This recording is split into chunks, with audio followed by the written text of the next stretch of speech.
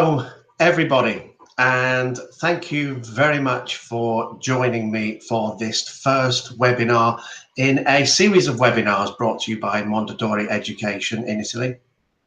My name is Steve Taylor-Knowles, and some of you you might know me already because I've been to Italy quite a few times. I'm a teacher trainer, and I'm a writer. Perhaps some of you have used my courses. I wrote a course called Laser for teenagers that was very popular. I wrote a series of grammar and vocabulary books called Destination. And recently, I've been working on a new series called Optimise. And I know that my co-author, Malcolm Mann, is coming out to Italy this year to speak to some of you, to show you some of the features of the course. And what I want to talk about today is very much rooted in the work that we did in preparation for this course. And I want to give you some insight into what was going through our minds when we were putting together Optimise. I want to talk about preparing students for exams. Most of my career has been spent preparing teenagers, in particular, preparing younger and older teenagers for international exams, such as the Cambridge main suite of exams, Cambridge First for Schools, Advanced, Proficiency.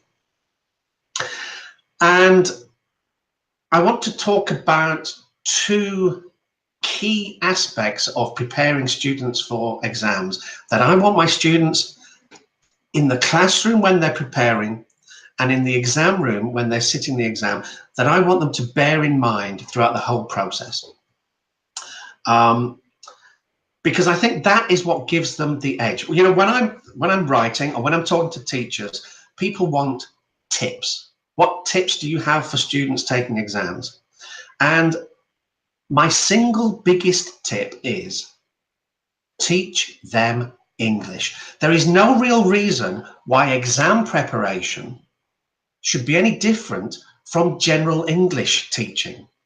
I don't believe that there's any reason for that. You know, often you look at exam preparation books and they can be quite dry and unengaging, and I've never really understood why there's any reason for that. Let's have a look at some PowerPoint.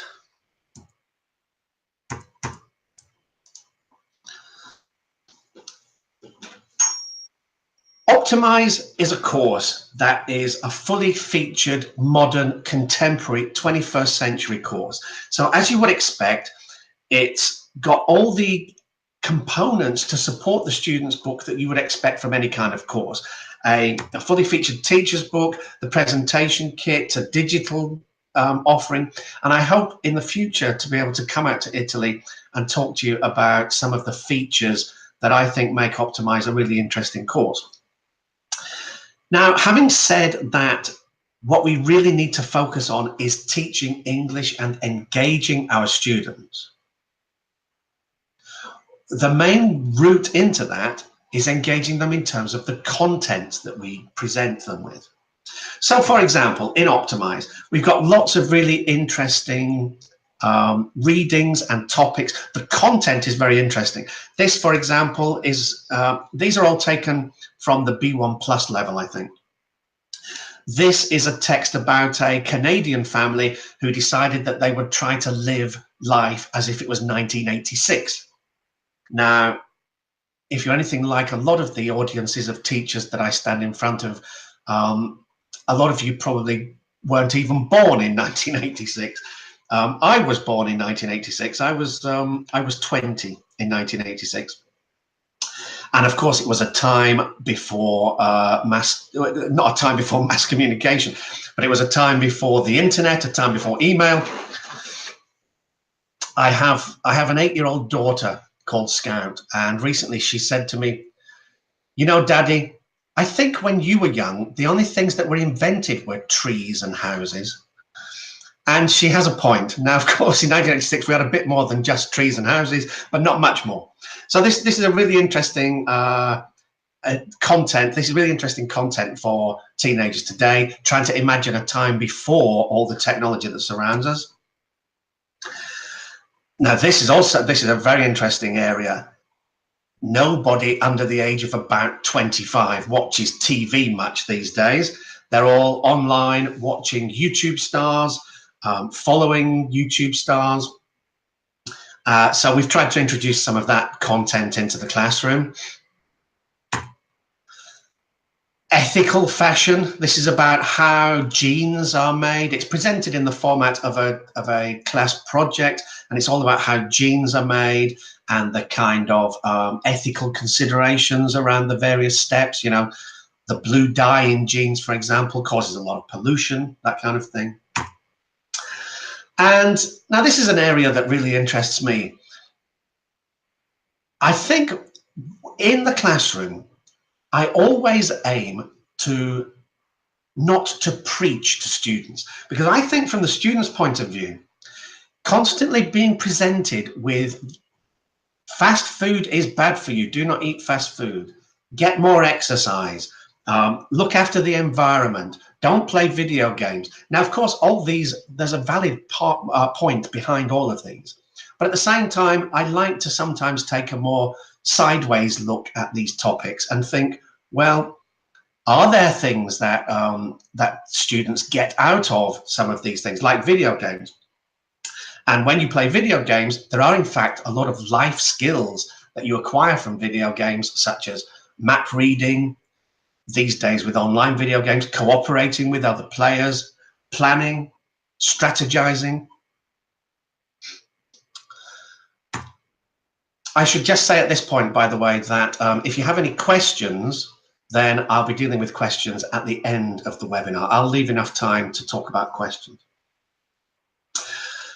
So when we're putting together courses, we make a real effort to engage students. We put all kinds of interesting content in front of them.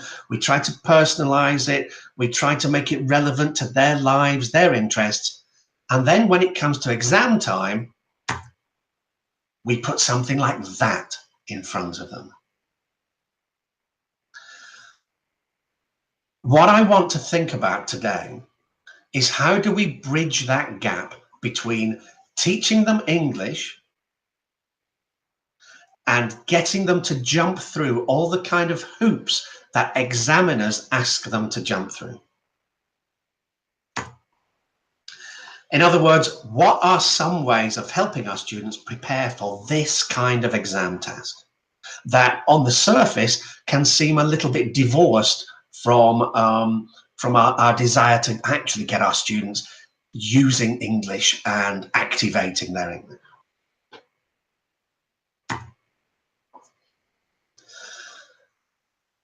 Throughout their experience in the classroom and in the exam, I want my students to bear in mind these two questions. What are they trying to test? And how can I give myself the best chance?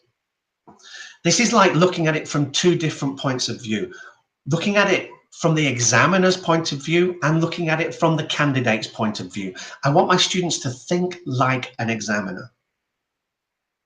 Exam tasks are not put together at random.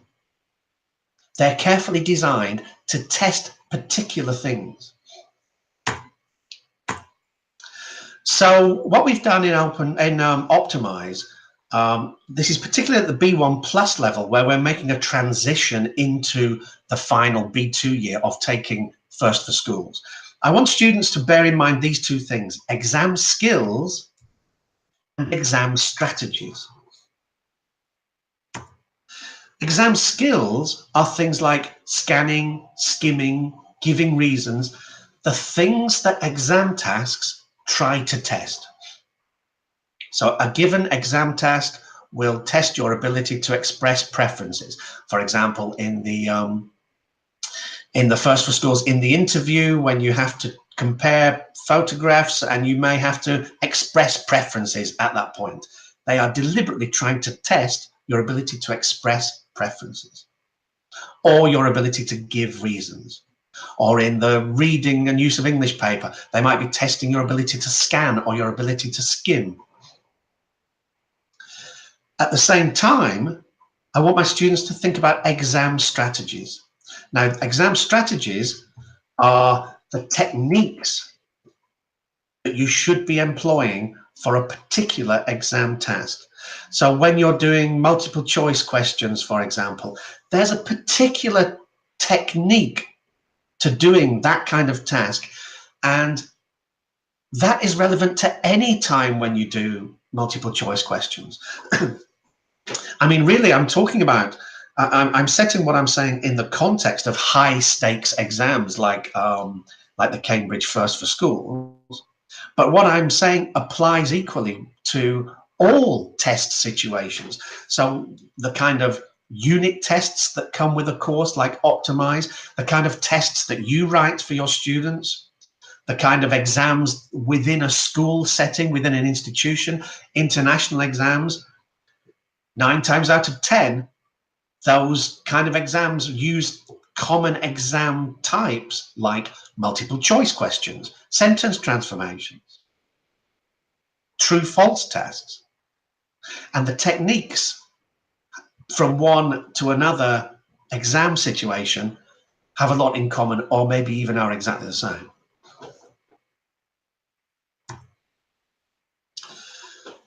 So here, I've taken this from the Cambridge Handbook. So this is the Cambridge Handbook example of this kind of multiple choice close task. Some of you may prepare your students for this kind of exam where students are given a text, certain words are missing, and they are given 4 options for which word goes in the gap. So our first question should be, what kind of thing are they trying to get at with this task?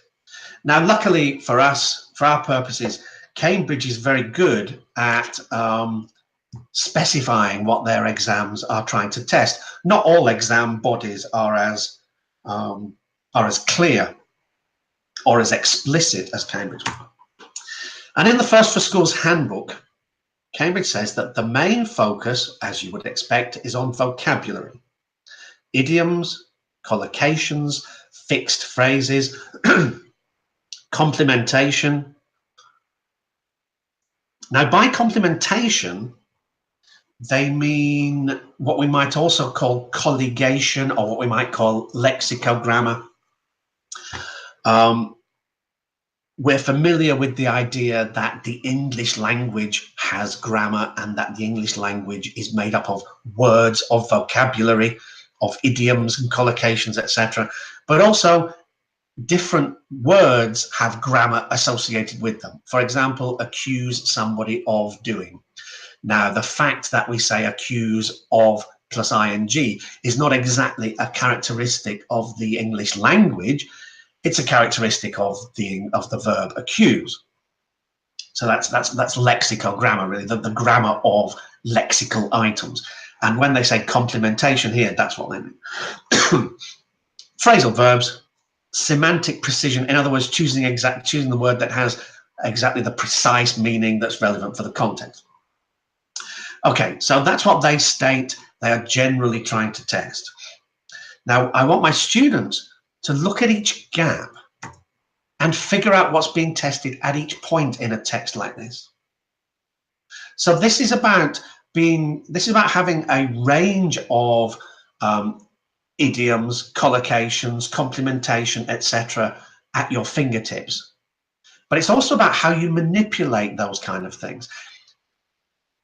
Clearly here, they're trying to test the collocation give a performance, as opposed to in some other languages it will be make a performance or do a performance. But in English we give a performance, and that's what they're trying to test. So the answer clearly is A. But look at these examples as well. Gave a performance. Gave his one and only performance. Gave what would for many people become his most memorable performance. The memorable performance which he gave on his debut. Now, these are all increasing maybe in complexity. These are all ways of testing exactly the same collocation. So the first point I want to make about preparing for this kind of activity is that we need our students to be adept, to practice manipulating the language that they learn. Too often, in one unit of a course book, they learn give a performance. And then the next unit, the grammar is the passive voice. But they never get to use the vocabulary they've learned earlier with the grammar that they're learning now. And they never really fully manipulate things as much as they should. So we need to be constantly recycling and giving our students the opportunity to take what they're learning and use it in different contexts with different grammar, so they never just learn give a performance, they manipulate it in various ways. So that's one big area that I think we do well to focus on.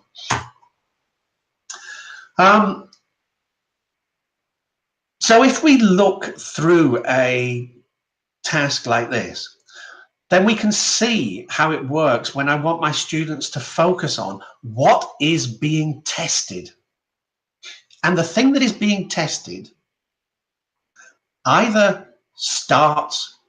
usually either starts or ends in the gap. So the key things are usually the one, possibly two words either side of the gap. So students should be able to focus on the fact that in this example, he was actually helping blank his little sister. I want them to get at the fact that they're trying to test phrasal verbs. Now, what phrasal verb could it possibly be? Once you look at the options, help out his little sister is the only option that makes any sense. In the third gap, Hans enjoyed it so much that he blank himself in ballet classes. This is clearly a lexicogrammatical item of blank yourself in classes. These are the key words. And they're trying to test the fact that you enroll yourself in a class. With number 4, Hans has already blank attention. Well, what collocates with attention? Pay attention. That doesn't really make sense in this context. You can gain attention, or in this case, attract attention. And number 5, increase his blank of dance steps, range. And number 6, now number 6 is very interesting, because when your students focus on this, what mistake will your weaker students make? This person, Hans, says, I want to become stronger, blank experience, and learn as much as I can, he said. So what collocates with experience? Well, you can get experience or you can gain experience. What mistake will your weaker students make? They will think that gap 6 is trying to test something that starts before the gap. They will write than. They will think that it's trying to test, I want to become stronger than. Now, the thing that tells that it's not partly is the comma, of course, but also the context of the rest of the sentence. Let me just quickly finish the rest of it. So he's danced professionally in a variety of lead. Well, there's only really one. You could maybe have lead parts, but the word given was roles, so lead roles. And Hans has blank himself the goal of one day dancing. The key words here are blank yourself a goal. And the only thing that really collocates with that is to set yourself a goal. So partly the skill of doing this is for students to focus in on what is being tested at each point in the text. Now, in terms of exam strategies, in other words, the optimal techniques that you should employ to do this kind of task, I don't believe there's any one answer. It's about students thinking through the process and finding something that works for them. But I would suggest that a reasonable exam strategy is to first of all read the whole text for gist, then to try to identify the target structure at each gap. What are they testing? And then if you don't know the answer already, to try the options in turn, because often seeing which one sounds more natural, putting it into the sentence may prompt a memory of which phrase is actually correct. And then once you've made your choices, to quickly read the whole thing for sense, so that if you get to gap number 6, say, and you've put than, then when you read through, I want to become stronger than experience, then you realize that that doesn't really make sense and you need to think about it again.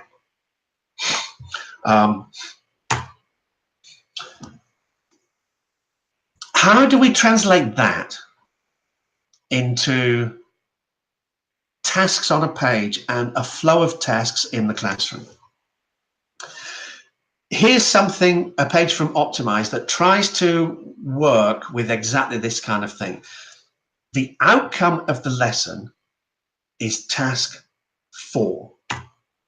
So my aim is that when my students have finished this task, when my students have finished this lesson rather, I want them to do task 4 better than if we hadn't spent that time together and talked about what we've talked about.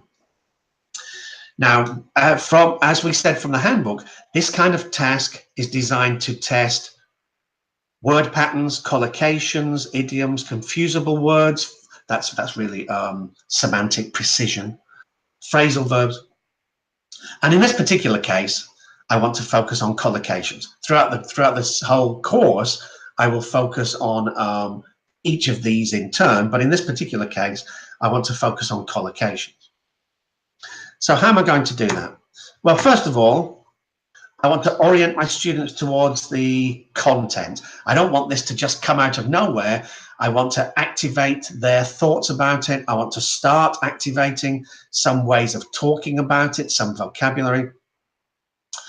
Now, this is all about green roofs, all about having gardens on the top of your building. Now, here in the UK, it doesn't work so well because we have sloping roofs. Partly because we get a lot of rain and we get snow. So in countries where you have rain and snow, often you have sloping roofs. In Mediterranean countries where you have where you don't get so much rain and snow, you often have flat roofs. And my writing partner Malcolm lives in Greece, and I know he wrote this because he has a garden on top of his building, on his own flat. He has a roof garden of his own. So I want to activate my students' knowledge of the content, get them thinking about it. And then I want to focus on the exam skill. What is it? What do we mean by collocations? How are they tested? What kind of things are there? So I want to talk to my students about and prompt them to come up with examples. So I want to think about types of collocations. For example, noun plus noun, or verb plus noun, or adjective plus noun. And so I will elicit examples from my students and then review some things that we've learned recently. Now, these all come from the course up to that point. So these are all things that students have seen before, and they're all collocations of various kinds, some of which make their way into the text in task 4. So perhaps I would get my students in pairs or in groups to remember whether we say make sure or have sure. Of course, we say make sure. Earth famous or world famous. World famous, of course. And to work through that and to remind themselves of a number of different collocations. Then I want them to start thinking about exam strategies.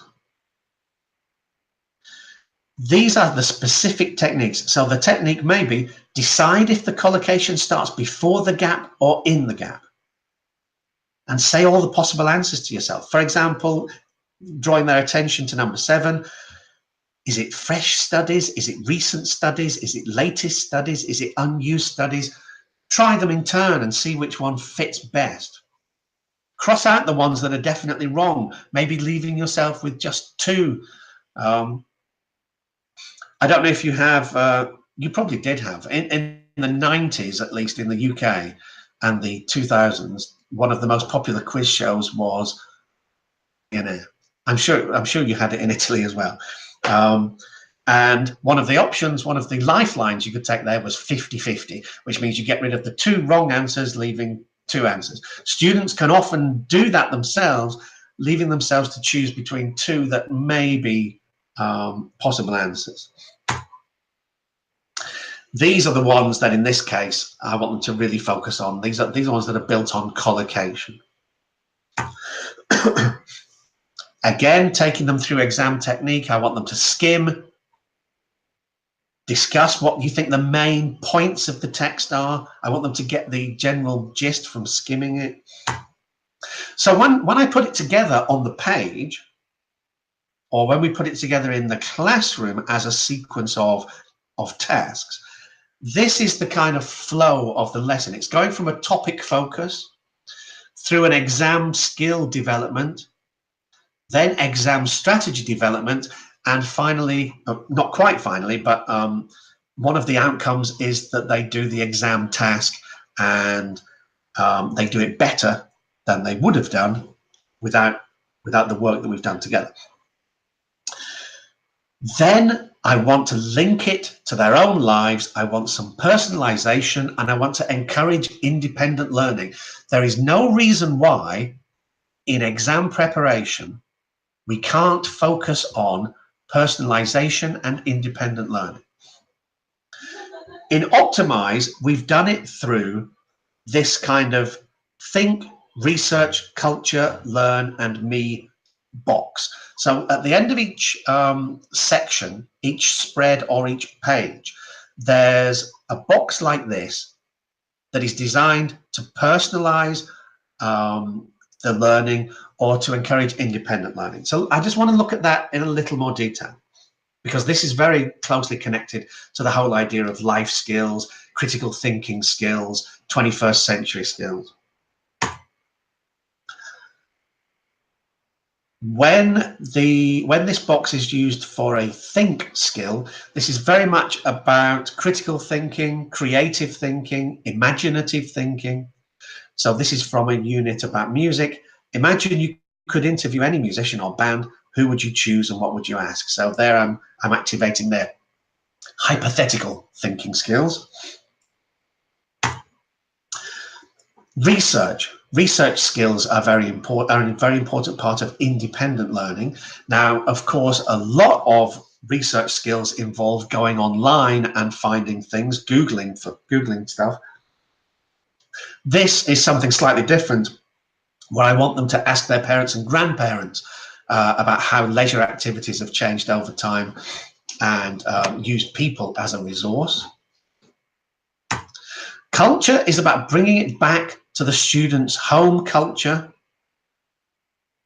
Now, this is from a really interesting section that I wrote, which was about the history of the weekend. You know, the weekend had to be invented, and the modern weekend really was invented.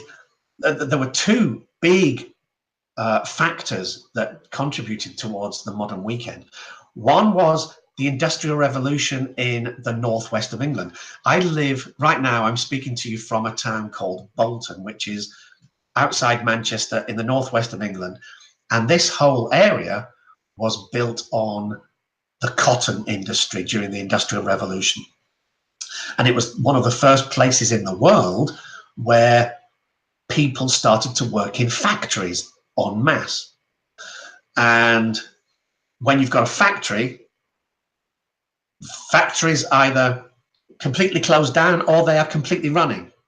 So it was because of the factory timetable that they devised the weekend really came into its own. Of course, people have always rested on Sunday, but the whole idea of having 2 days off at the weekend, that was a product of the industrial. And also, I realize I'm straying from the point a little bit, but it is interesting.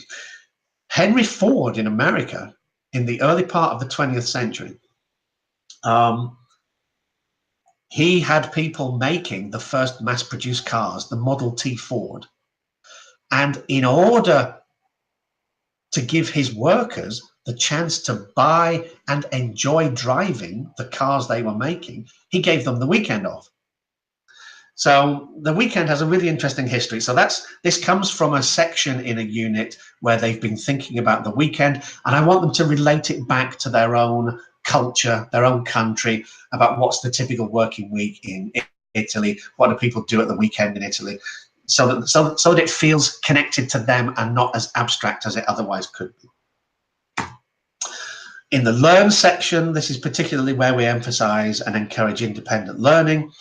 It usually comes off the back of something they've been doing in class. In this case, they've been looking at the lexicogrammar of some phrases, and I want them to go off and find agree with somebody, agree to do, dislike doing, imagine doing, and refuse to do, and then write example sentences.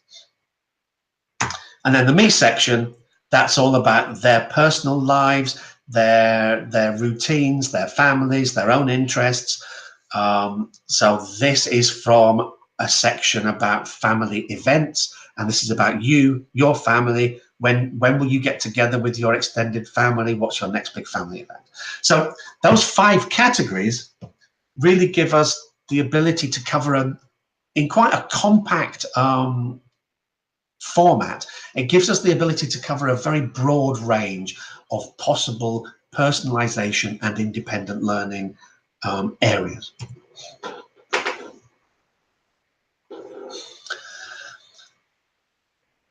Here's another reading and use of English section. This is the gapped text.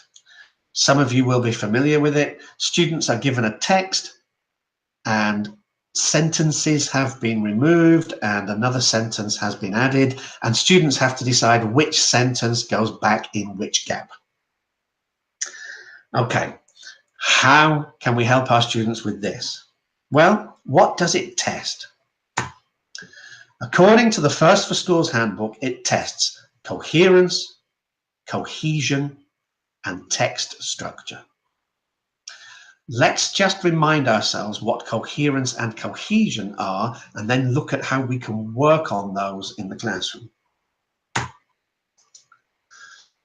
Coherence. A says, could you give me a lift home? And B says, sorry, I'm visiting my sister. This is coherent if A knows that B's sister lives on the other side of town.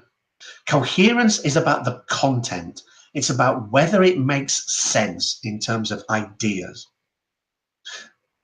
If B's sister lived next door to A, and A says, could you give me a lift home? And B says, sorry, I'm visiting my sister. Then A would say, huh?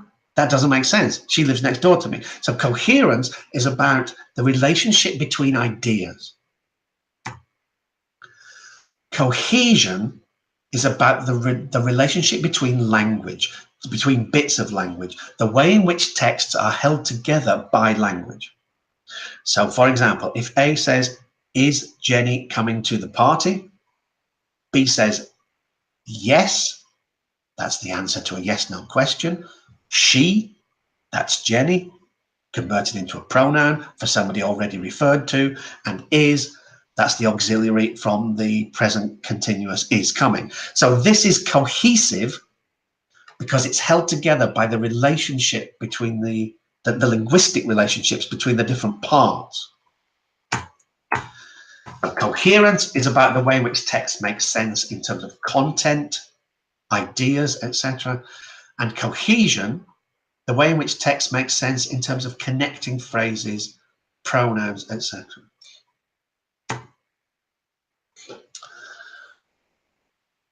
What is the main problem that our students have when they're reading a text? I think one big problem is that our students' reading can be one-dimensional. In other words, they only know one way of reading, which is they start at word number 1 and they read every word until they finish at word number 600. And that's the only way they have of interacting with text. Our job as teachers, I think, is partly to make their reading multidimensional, to find different ways of having them engage with texts in different ways. This, for example, this is from Optimise. As you can see at the top right, they're going to read a text about a violinist. This whole unit is about music, and it's a gapped text. Task number 5 is an exam style gapped text. So how do I want to start? How do I want to complicate their reading of this text? Well, I want them to think about text logic. So that's the exam skill I want to focus on.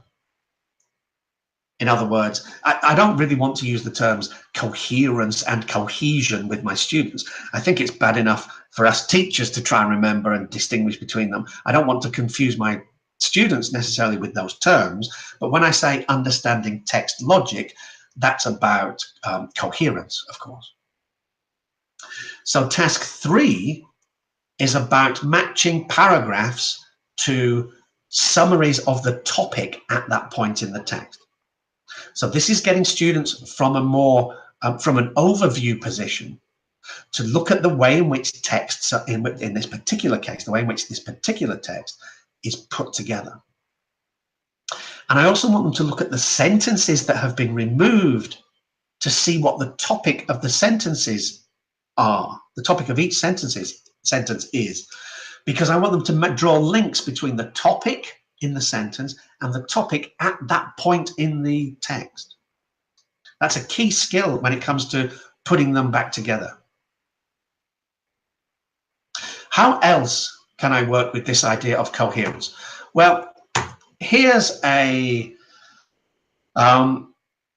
task from Optimise. This is about screen time, the amount of time students spend looking at their phone, looking at their iPads, whatever they're doing on their screens, video games. And this is practicing ing or infinitive. They need to take the verbs from the box and put them into the text in the right form. Now, this in itself isn't necessarily working on coherence. This is a contextualized way of practicing these word patterns. But off the back of that, there are some interesting things that you can do if you find articles of your own. This is an article I found. As I said, I'm always interested in things that go against conventional wisdom. This is from gizmodo.com. This is the idea that perhaps we're wrong about limiting children's screen time. How can I use, if I find an article like that, how can I use it to develop my students' understanding of coherence? Break it into paragraphs. Let them read the first paragraph, and then I want to know, where do they think it's going? Because, you know, texts often are like inverted pyramids. There are an infinite number of options for the first paragraph of a text. There are far fewer options for the second paragraph of a text. And then often there are fewer options for the third paragraph of a text, because the logic of texts tends to pull it in one of a few directions. So I want my students to predict, where is it going? Is it going to talk about A, or is it going to talk about B? In this case, it talks about B.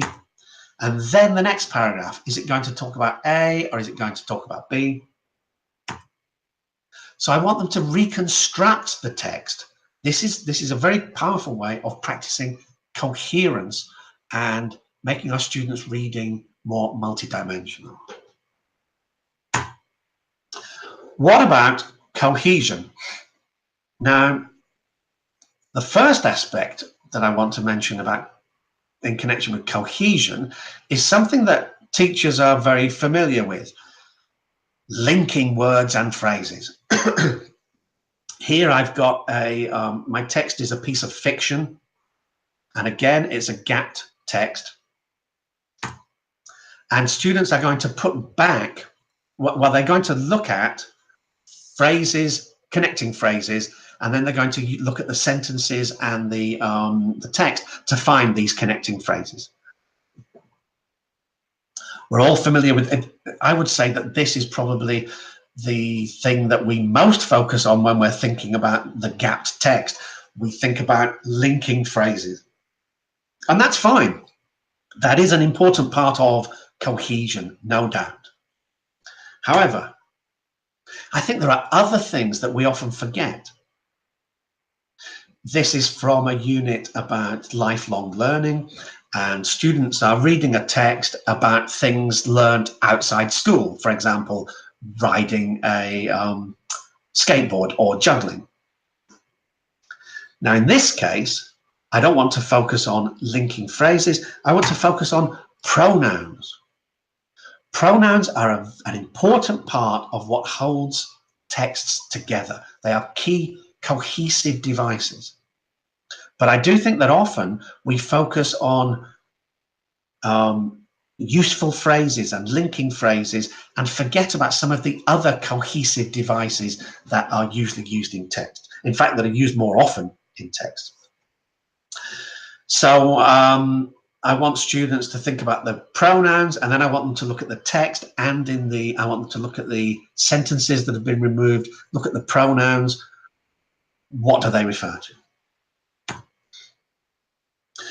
So that's what that's good preparation for this kind of test. We need to prepare, we need to practice develop their understanding of coherence, practice tasks that focus on different elements of cohesion, and part of both of those is getting them to understand text structure in a more sophisticated way. What are good exam strategies? Well, again, students might settle on their own strategies if they are effective, but I think probably it's about reading for gist.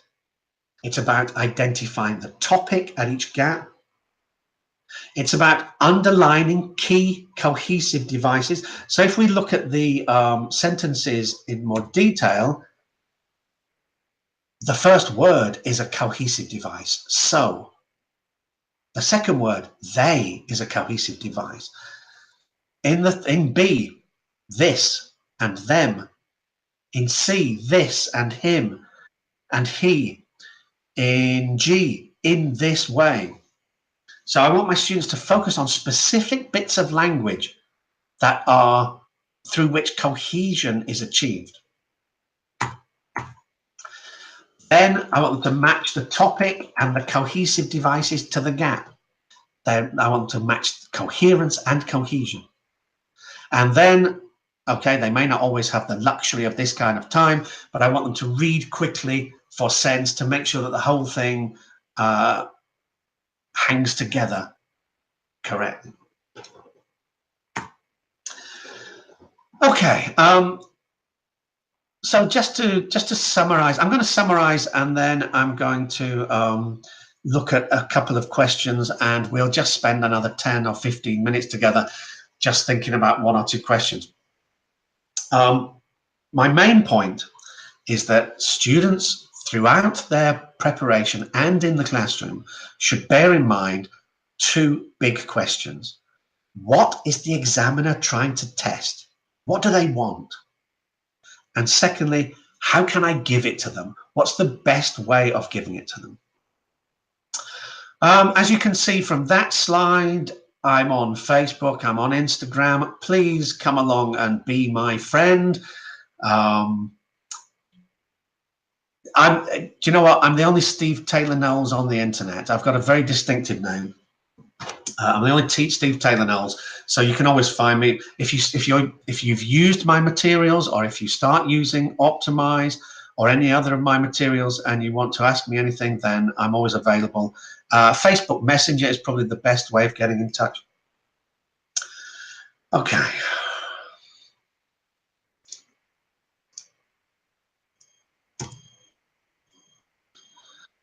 Okay, I think. All right, thank you so much. Now I'm just looking at a few questions. Right. I've got a question here. My students struggle with sentence transformations. What advice do you have for preparing for that kind of task? Good question. Sentence transformations are interesting, aren't they? Because if you were trying to design an exam task that had the least connection to real world use of English, then you may well come up with sentence transformations. They're the exam task that's most like solving crossword puzzles, which is fine for some of us. You know, I think if I was learning English, I think it would appeal to me. I like puzzles, I like crosswords, so I think it would appeal to me, but it doesn't appeal to everyone. What can we do to help our students with those tasks? Well, I think one good technique is just give them the first sentence. Don't give them the key word. Don't give them the second sentence. Just give them the first sentence and ask them, maybe in groups or pairs, to predict what they think this is trying to test. Because sentence transformations can't just test anything. They don't just test language. They test specific things like passive voice, phrasal verbs, lexicogrammatical complementation. And if your first sentence is, let's say, he managed to open the window, you know for sure that the sentence, the thing being tested, is to go from manage to succeed in doing. 9 times out of 10, that's what's going on. So I think by giving students just the first sentence and asking them to put themselves in the position of the examiner and ask, what is this testing? What's the possible answer? And then give them the key word and see if they've got any closer, and then give them the second sentence, by which time they've probably all figured it out. 9 times out of 10, you don't need the key word or the gapped sentence to do a sentence transformation. So I think that's my tip for sentence transformations.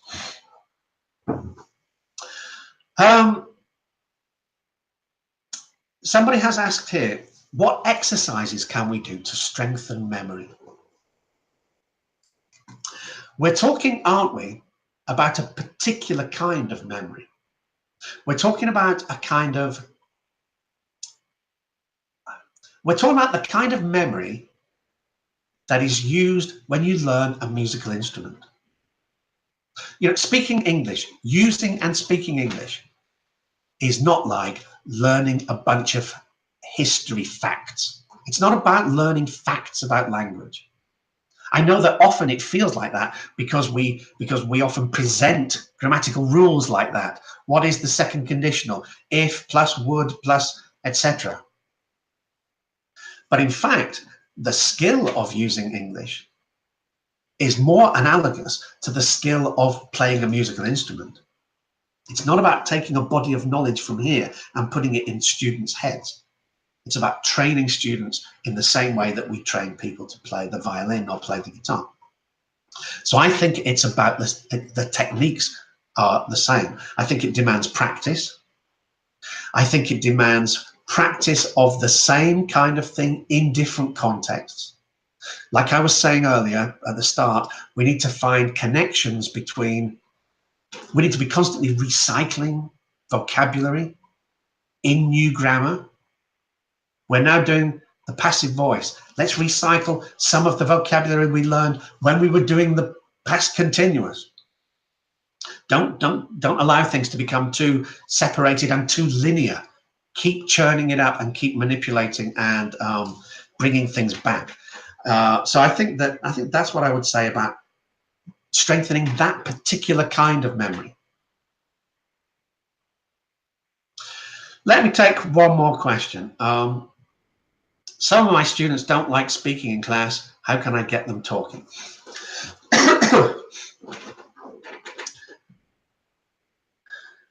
There's no doubt that there is a kind of affective barrier in a lot of classrooms. When you open your mouth to speak in front of maybe 30 other people, there's a lot of possibility for embarrassment, for failure, for getting it wrong. Now, I think that my approach to that is twofold, really. I think there are two things that I would say about that. The first is that I think it's largely, a lot of it is to do with the classroom atmosphere we create and our attitude towards what our students say. So if we ask our students content questions like, what's your favorite type of music, then if our student responds to the content but with errors, then I think we have to be careful of always jumping in and correcting those errors, because we create an atmosphere where our classroom interaction becomes a matter of error correction. And I think that that whole area of error correction should be part of what happens in our classroom, but there's a danger that we allow it to become too great. And so students feel inhibited because they want to say, maybe they want to engage with the content and they want to say, I love hip hop, but they say, I love the hip hop, and we jump in and say, we don't say the hip hop, do we? So I think partly it's about us backing away sometimes from our desire to overcorrect. That's part of it. I think another part of it is the way in which we stage classroom activities in terms of pair work and group work.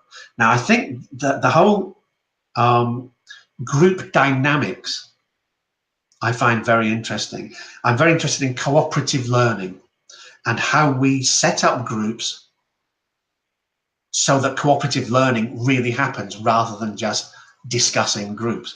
I think that we need to use pair work and group work and to think about it carefully in order to give people the space to use English in a less threatening situation.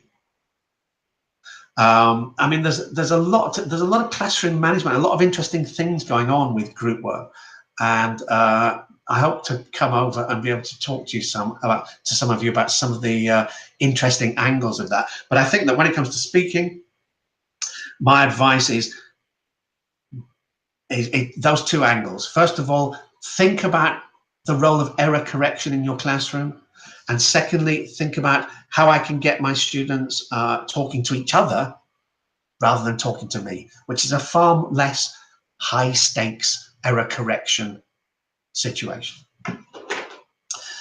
Okay, thank you all so very much, and thanks to Macmillan Education for arranging this webinar, and to Mondadori Education for all their logistical help. I hope you've got something out of it. It's been a pleasure and a privilege to talk to you. I believe that this is the first in a whole series of webinars arranged over the coming months. And I know some of the people who are giving the webinars, and I know that you've got some fantastic speakers lined up and some really interesting angles on education.